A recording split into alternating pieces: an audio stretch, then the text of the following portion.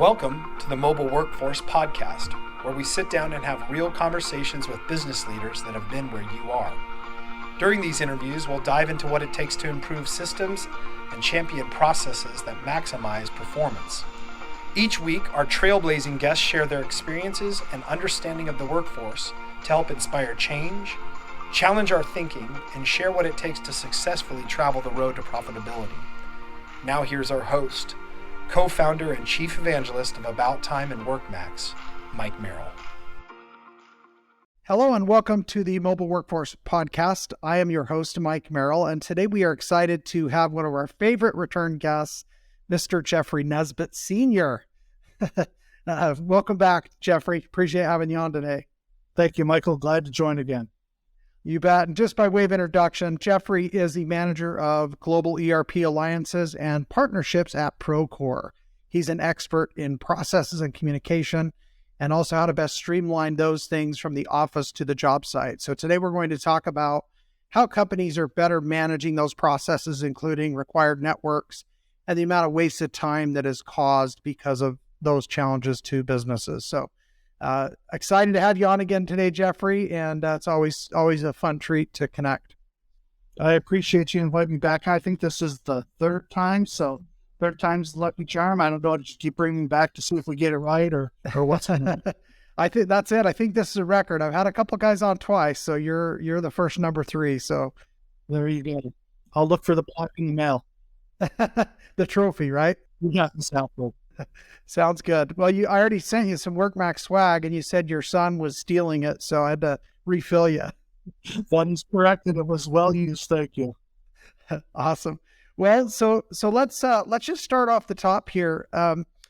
This is something that you and I have talked about quite a bit, even just casually and socially. But what is it you feel like is causing construction to still be such a laggard in technology adoption? Well, you hate to say we're a laggard because, being in the tech space like we've both been for a while, we've always been on the forward front envelope pushing things forward. And the industry's sort of been trailing behind, if you will. And it's really just due to culture, right? The way we were brought up in the industry. I think back to my grandfather as a carpenter, right? Like, tearing down one house to build another, things were just manual processes because they needed to be. And quite honestly, technology wasn't there to sort of develop along what I would consider one of the most complex industries out there, right? We look around and you can see our work everywhere. We build the most amazing structures, buildings, homes, bridges, you name it. But we do it on the tightest of margins with some of the most manual processes. So I would definitely say things are trending in the right direction. I'm sure we'll talk about it today. As the new workforce generation is coming to our industry, it's helping us push it forward, right? I think COVID expedited things by 15 years, and I think this next generation coming in is going to expedite it another 20 years at what they're used to in school, coming out of college, using technology and tools. You can't have these folks, set of blueprints and a yellow pad and pencil and say, go get it, right? They're asking for more. Yeah, and that's a great point. And I've heard others say something similar, that there have been some unintended consequences on the positive side where people had to kind of, for lack of a better word, get their crap together because COVID forced us to work better remotely and collaborate better. Is that kind of what you're saying as well? Yeah, right. All of a sudden, the things that we could do on a job site, take time cards, for example, right? Quickly being able to drive the old paper time cards to the back office for them to process payroll, that disappeared. No one was in the office and no one was, be able to drive it over to who and where, right? So little simple things like that. The sharing of blueprints or different plans because we were, under lockdown, we couldn't be on site together. All that type of things that we took for granted, the human interaction, with a dispersed workforce, expedited that. Are you seeing, or can you think of an area where we're really still not getting the picture, not really catching on like we should be, in your opinion? I think it just still all relates back to this disjointed silos that we have within companies, whether it's construction or any industry or vertical. You sort of folks departmentalize, right? When you look at yourself and your company, you say, well, I work in this department, and there may be other departments that you collaborate or work with, but many times we use the technology to solve my problems, not necessarily the other department's problems. So it's sort of around that silo technology is where we're still seeing challenges, and we're not looking at things from a platform perspective. Like I'd like to talk about construction platform.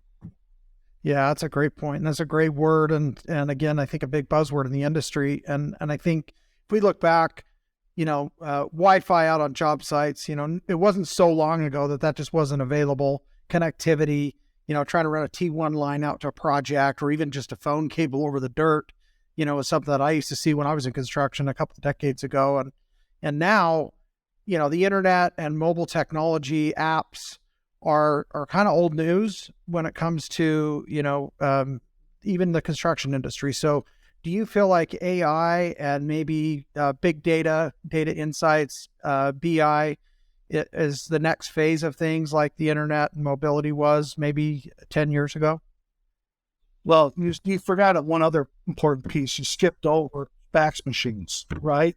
That was That's true. from hammer to fax machines. And then all of a sudden, we got mobile. And scary enough, some people are still using fax machines. But no, really, that next sort of what is that next jump is what you're asking around data and AI. And I would say that is a golden opportunity for companies, is to harvest that data, right, and harness it. Because if you look at out there, 96% of all data, it goes unused in engineering and construction. And you're thinking, well, why is that? Why are we not, we have all this data. Well, one is we have those siloed systems I was talking about, right?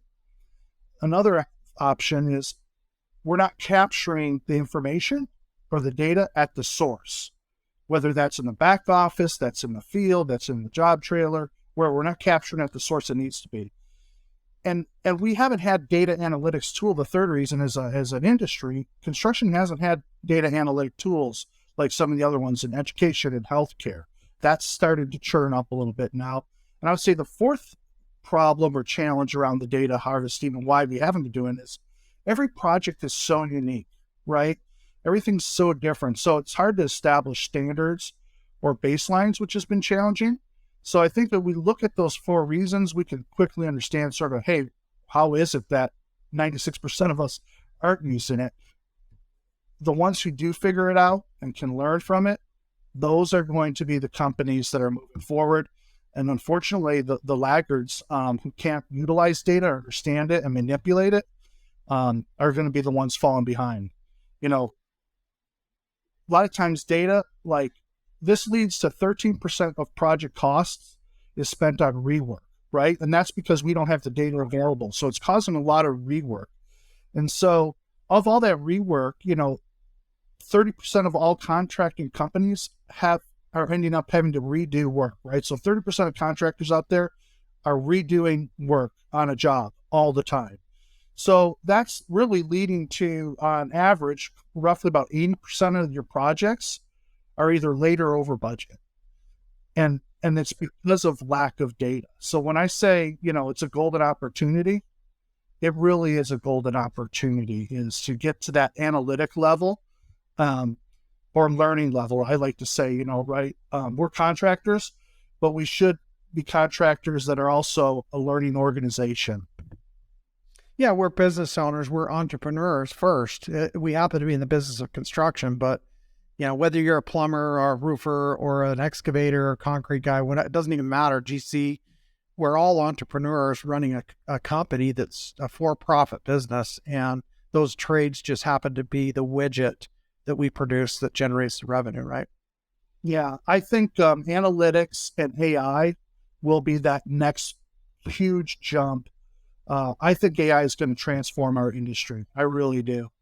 Literally over the next decade, it's going to be very different than it looks today. I think we already have some of it down for a couple of years. It's definitely in the minority, but it's usually around robotics, blockchain, some modeling, pattern detection type things today.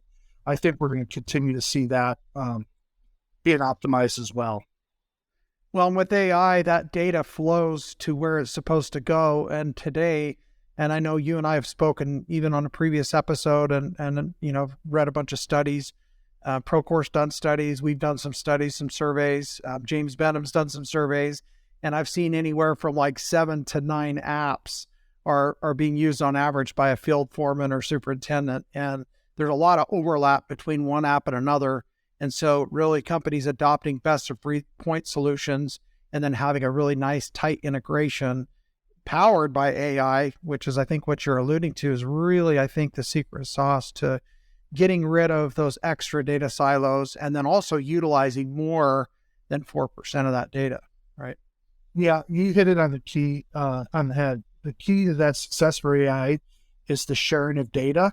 And that's why I said one of those original challenges is that siloed approach, right? When we're working within our companies as contractors, we need to be able to share that. And that's why I say a platform is so important. In my old days as a consulting role, I said, let's stop looking for solutions and let's start talking about construction platform.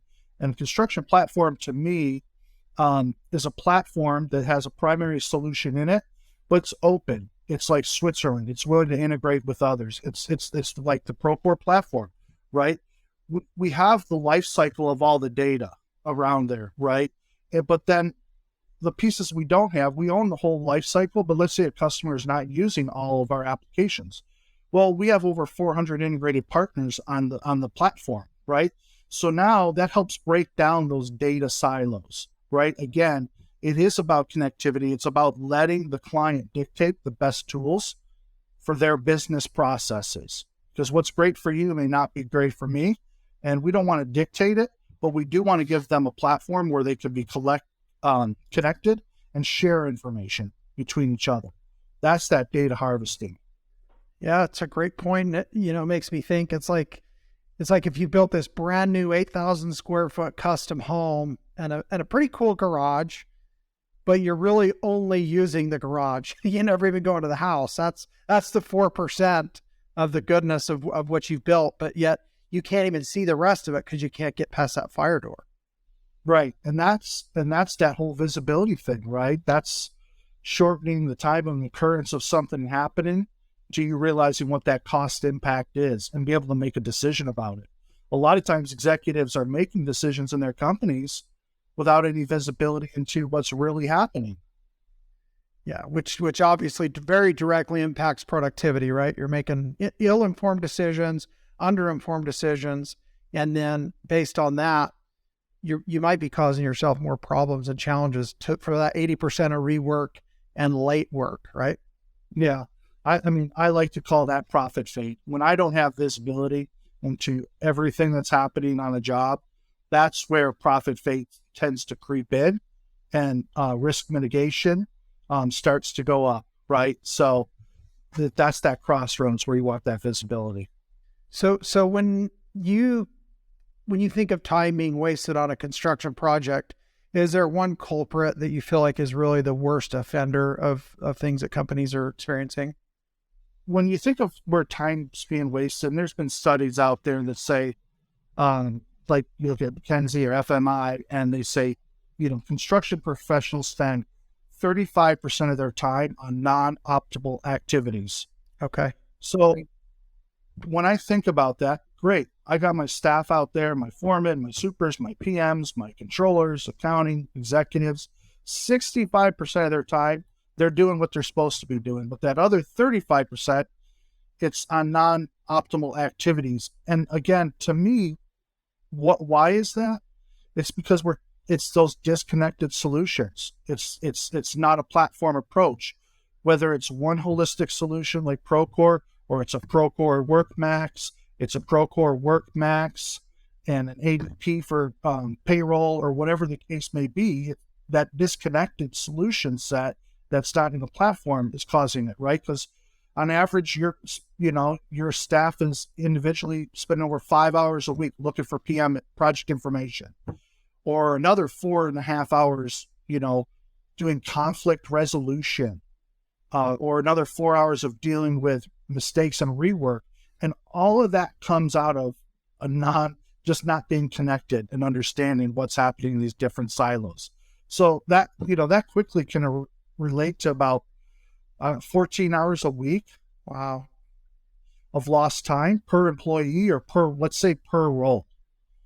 And, in my prior life as a consultant, you can quickly figure that out, right? And I would say, 14 hours, but what does that really mean? Well, 14 hours for a PM could be up to $50,000 in lost wages, right? For a supervisor, maybe another $45,000.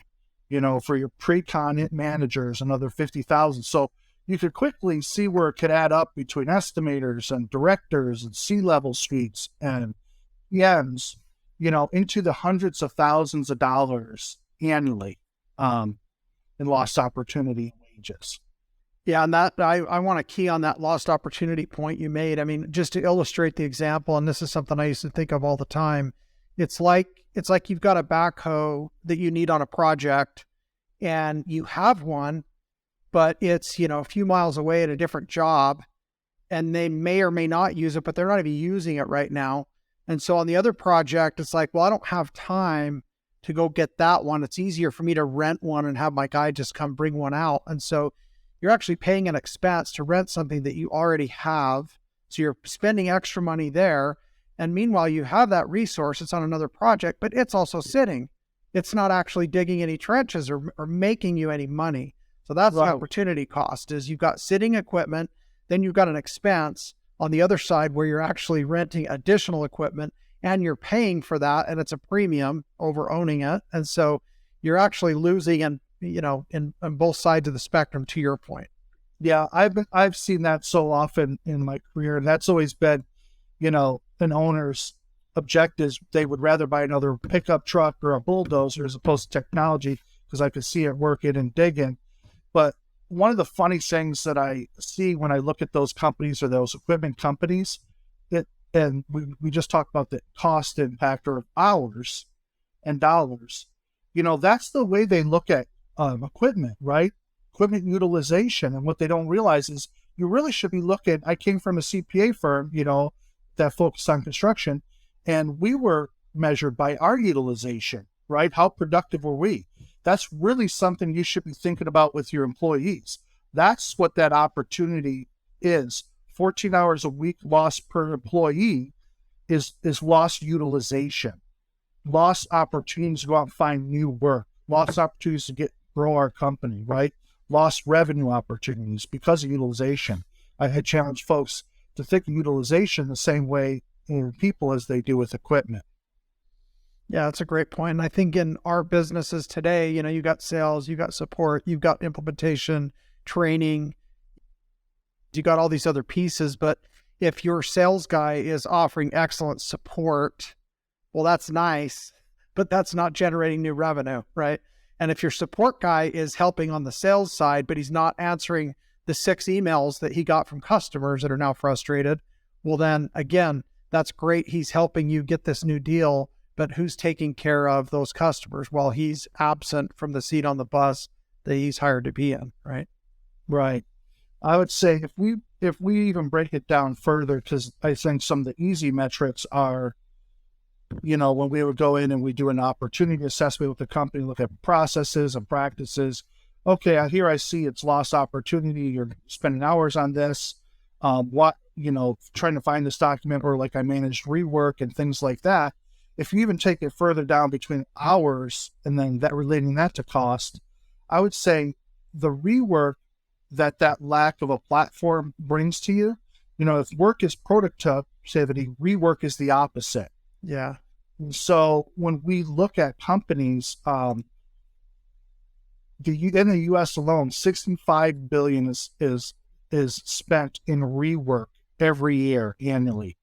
And so if you think about that, the redo is more expensive than you think. I would tell my customers, I'd say indirect costs of rework, you got to think of your supervision, your resourcing, risk mitigation, rescheduling, materials procurement, delays. All this adds up to typically roughly around 6% cost is higher than the original task, right? So that original budget, gone because of the rework. Yeah, and some in some cases that rework, it maybe isn't even billable, right? Maybe it's your mistake or your problem. And now it really costs you, right? Oh, absolutely. And one thing that goes hand in hand with rework is job site safety. Those are kissing cousins, because statistically, rework increases the likelihood of safety of a mishap by a factor of 2 times when you're on that job site. So we did it once, great. Now we got to go do it again. Now I'm increasing the odds of an injury or something happening on the job site for rework that I could be losing money. That really leans towards now you start talking about insurance, right? So I don't know about you, but think of it just like car insurance, right? Have you ever had an accident and your insurance went down? No, it always goes up. And if it goes up and you don't have an accident for 5 years, has it ever gone back down? No. You're now set a new baseline. You're at this level, right? So all this stuff just starts compounding on each other when you don't have the right, platform approach or mindset of harvesting that data. That's that golden opportunity. Well, one of the other points back to what requires rework, well, usually there's a miscommunication somewhere, whether it's the client to the contractor to the sub, one sub to another, whoever's fault. You could point the finger any direction, but usually it's poor communication. So these tools of visibility that you keep referring to, these platform tools that actually have a communication capability between parties, will give that visibility to everybody, so that hopefully it eliminates a lot of the unnecessary rework that isn't just, oh, I don't like the way this looks, it's not the way we expected, but more, no, this was done completely wrong and now we got to tear it all out and redo it. Yeah, it's like we started off with, we get to build some of the most beautiful things in the world, and people take trips to go see it, our projects and things in large cities. But because of that complexity, when you think about what does it take? Well, it took an owner. It took a general contractor. It took hundreds of trades, especially subcontractors. It takes material houses, supply houses. It takes equipment, rental companies. And you start to think of everybody that's involved or could be involved in a job site that is sharing that information back and forth. It's easy to see where the ball could get dropped easily when you're sort of in a disconnected solution set or not taking a platform approach of using best of breed technologies that are connected and validated. Yeah. And also to your point, one thing I do hear commonly is that even when companies do change orders or do rework, sometimes the communication, the documentation, the timeliness of all of that to turn it around to a bill, an invoice, to actually get paid a check, sometimes there's a gap in time there. And, oh, sorry, job's closed out. You didn't get that in time. I'm sorry, I can't pay you for that. Or even worse, whoops, we forgot to bill that because we didn't have, our I's dotted and our T's crossed in our process. And so that's major profit loss, not just fade. I mean, that's just money you're just never going to see. Yeah. Fade is not the right word at that point. And I've actually seen that firsthand, where we've sort of had that missing change order on a job that's closed that, hey, we thought we did great. And meanwhile, there's a $300,000 change order floating out there. Too bad. So sad. That happens more often than you know. Yeah. So there's so many tools now. And I think we're seeing a lot of them come together. We're seeing APIs, we're seeing web to web connectors, and opportunities for one system to talk to another to hopefully provide more visibility. What would you tell companies that are out there looking for a better way to get their systems connected and to tap into more of this visibility if they're really not in a good place now, but need to start moving in the right direction? What are some of the initial steps that they should take? Well, I'd like to say, like, those companies that aren't doing those, it's like, the old days, like they're still out in the boonies, right? And so we need to bring them into the circle here and get them closer to understand, what does a connected platform mean, right? Where are the gaps in your company, whether it's internally or it's externally, working with your partners and understanding what are the tools that can help you manage those processes better. because that's really what it's about. Technology should be an assistant to your best practices, not something that you utilize and have workarounds or are forced to use, but doesn't address your business processes. So I always say clean up those processes first, then find the best of breed technologies that support those processes and make sure that they can work and connect together, right? In a connected solution set. So there's lots out there. Procore is one. We have a marketplace with over 400 software companies. Candidly, some of them are competitors to us, but that's really okay, because the belief in the core values is we're building, software for people that build the world. And although they may not come with us and they go with one of our partners, there's huge value in that connected solution, right? A rising tide lifts all boats. So we really do believe that, no one has the perfect solution for every business process out there. But what's important is to say, let's connect it together so we can serve the industry. If we're serving the industry, if we're doing the right things, we're all going to win. Yeah, that's fantastic. Yeah, let your solution speak for itself. And if you do a great job of partnering and working with others in the industry, chances are they're going to come back around and maybe you'll get another opportunity to connect with those companies down the road, right? Yeah, just do the right things for the industry. And I think we see if you're winning or your competitors are winning, as long as it's the right thing, everybody wins. Yeah, you're moving the herd, right, in the right direction where there's going to be more opportunity for all of us. And so, yeah, I think you're totally right. And I love that approach and appreciate you sharing that with us. So Jeffrey, as far as 2023 and beyond, what do you think are some trends to watch for that companies need to start becoming more aware of if they're not already? Well, you actually brought up a couple of them that I do think would be trends in 2023. And one of them you mentioned was payments, right? Trying to chase down the payments and things like that. So I see a trend, which is payments. Like, we need to find a new modern approach to how we handle payments in construction. It typically takes 83 days to process payments in construction. According to the 2020 National Construction Payment Report, 80% of contractors are spending a significant amount of time sort of chasing down payments. So the problem is we've got this huge payment cycle, and cash is king, regardless of what they say about cryptocurrency and everything else, right? Cash is still king, especially in construction. So we're holding up future jobs being able to start because we don't have funding, because we're chasing things down, over those 83 days. So I'm starting to see solutions come out there where we can start to streamline payments or using technology, right? So bring a modern approach where we could say we have trust up and down the whole value chain in our market, and think a lot of the solution is cultural. Possibly some of it's just now how we structure our contracts. But I do think, like, reducing payment friction by expediting invoice review and compliance document collection, saving time by removing separate payment solutions from your technology stack, so eliminates the duplicate data entry and integration type issues, and then streamlining your lien waiver collection via some automated collection system, right? Bringing all that together in a creative way, I think, is going to streamline and to bring technology into our payment solutions, right? Again, from a platform perspective, if we have visibility into the life cycle, we can speed up that payment process, where we don't see that particularly today. Yeah, 83 days is a long time. It's a lot quicker than Amazon Prime, right? You pay for it today and you probably have it tomorrow, right? Yeah, or in some cases, it's the same day. Not out in the bonus. Yeah.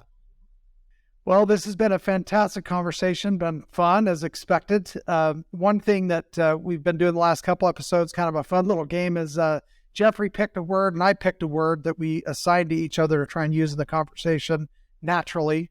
So Jeffrey, why don't you share what word you wanted me to say and tell me how you think I did using it? Well, I gave you the word garage and I didn't even pick up on it, so I didn't know if you said it or not. I must have done a great job. Oh yeah. Remember that 8,000 square foot custom home? Oh, there you go. But you're only living in the garage, right? Yes. Good. Very good. So Jeffrey was given the word boonies, and you did a great job throwing that one in there. I think it came out pretty natural. Yeah, we got it twice, so I think I get a bonus. Yeah, there you go. So kind of a fun game. Well, Jeffrey, this has been awesome. What if there's one thing you wanted the listeners to walk away with from our conversation today, what would that be? I would say really take a look at your technology stack. What are the tools you're using today? And are you optimizing those tools to take advantage of your processes, your internal processes? If you're not, leverage that technology. And then the second piece, which is the most important, which is there duplicate entry between tools, right? Are we using multiple tools where one tool could fit that? Let's take a look at that and get rid of the tools we don't need. And then secondarily, make sure the ones we do have are connected to eliminate, the auxiliary spreadsheets, the manual data entries, those types of things that increase risk and profit fade on our jobs. Beautiful. Couldn't have said it better myself. Well, great wisdom shared here today, Jeffrey. Thank you again. As always, we love having you on, and we'll have to do it again down the road. Looking forward to it, Mike. Thanks. And looking forward to seeing you on the road here shortly. All right. Thanks, brother. Be well. We'll see you. Thank you for joining us today on the Mobile Workforce Podcast, sponsored by About Time Technologies and WorkMax. If you liked the conversation we had today, or were able to learn anything new or helpful, please make sure to follow us on our WorkMax page on LinkedIn and on Instagram at WorkMax_. And subscribe to the show on iTunes or your preferred podcast platform so you will never miss another insightful episode. Also, if you enjoyed the podcast, please leave us a 5-star rating and review and share the show with your friends and colleagues. Your support means the world to us and will allow us to continue providing impactful information with others looking to improve their results in their business and, in turn, their life.